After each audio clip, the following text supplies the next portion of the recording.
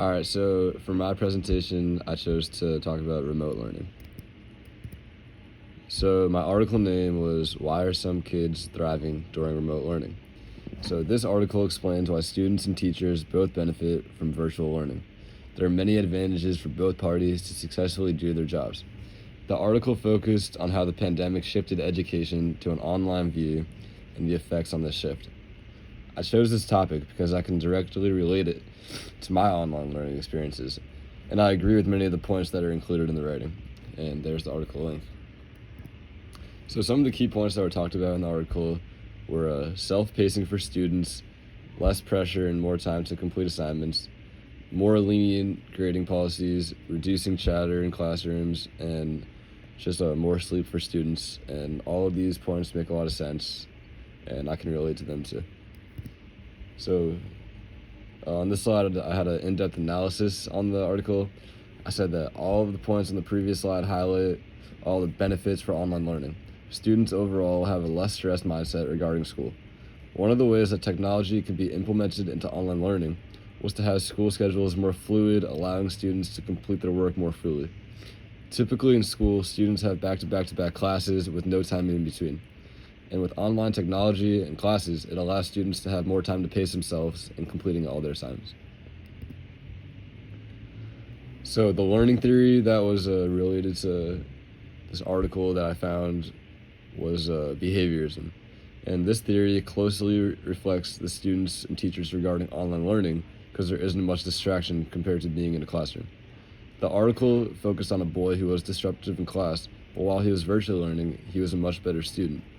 The author wrote, I think not having those everyday distractions in school has really allowed for kids like him to focus on the work and not necessarily all the social things going on, because some kids can't separate that out. So now in this slide, I talked about the historically marginalized learners. So I chose to talk about learners from socioeconomically disadvantaged homes or communities. And I think there's both pros and cons for this group of learners regarding online learning. One of the pros is that students can focus more on schoolwork, and one of the cons is they have a bad environment at home to work. So the challenges, like I said before, is these students might not have the best working environment at home, and they might not be able to concentrate very well if they're coming from like a rough home environment. And on this slide, I said one of the ways that they can overcome these challenges is to just try and find a quiet space at home.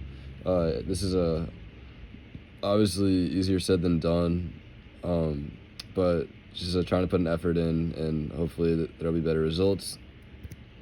And some of the benefits from this group is, in some cases, the students from these homes can actually perform better online than in a classroom.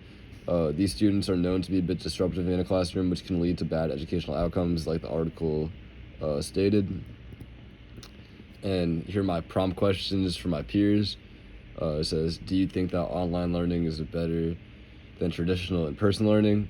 What's the biggest pro of online learning? And do you think that students that come from socioeconomically disadvantaged homes have a bigger disadvantage or advantage with online learning? And just to summarize all this up, online learning benefits students a lot, in my opinion. While researching about this topic and diving more in depth about the details, I found that both students and teachers have very positive attitudes towards virtual learning. Many people prefer to do their schoolwork from a computer rather than in a classroom. And here's my works cited with the one article that I used.